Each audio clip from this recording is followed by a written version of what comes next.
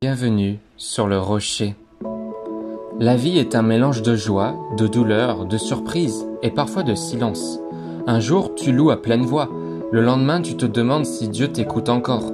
Mais au milieu de cette instabilité, une question se pose. Est-il possible d'avoir une foi constante, inébranlable, même quand tout s'effondre autour de nous?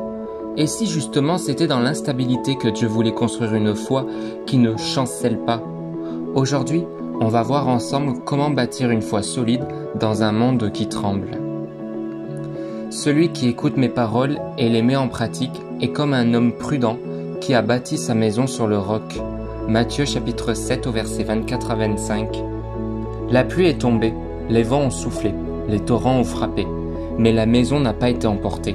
Pourquoi? Parce qu'elle était fondée sur le roc. Ce roc, c'est la parole de Dieu vécue, mise en pratique, méditée. Une foi stable ne dépend pas de ce que tu ressens ou de ce que tu traverses, mais de ce sur quoi tu es fondé. Ce que tu bâtis dans le calme te portera dans la tempête. Pose-toi cette question. Sur quoi est-ce que je construis ma foi aujourd'hui? Jésus-Christ est le même hier, aujourd'hui et pour toujours. Hébreux chapitre 13 au verset 8. Tout change.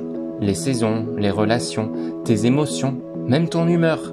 Mais il y a une chose qui ne changera jamais. La fidélité de Dieu.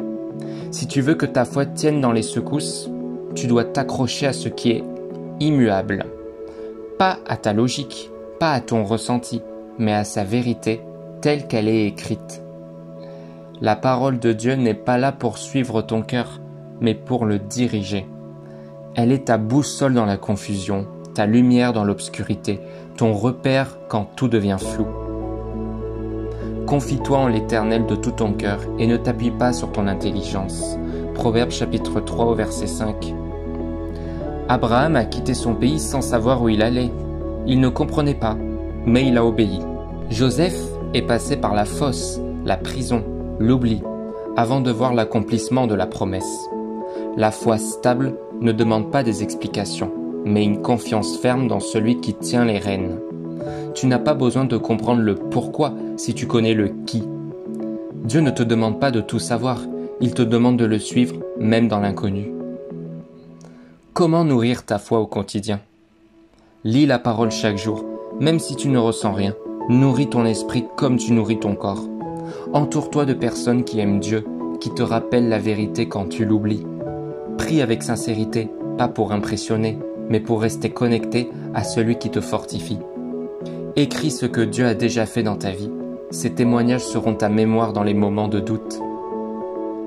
Et adore, même dans la douleur. Louer dans les larmes, c'est une déclaration de foi. La foi stable, ce n'est pas une émotion constante, c'est une discipline quotidienne qui t'ancre, même quand tout tangue autour. La vie est et restera instable, mais ta foi, elle, peut devenir inébranlable.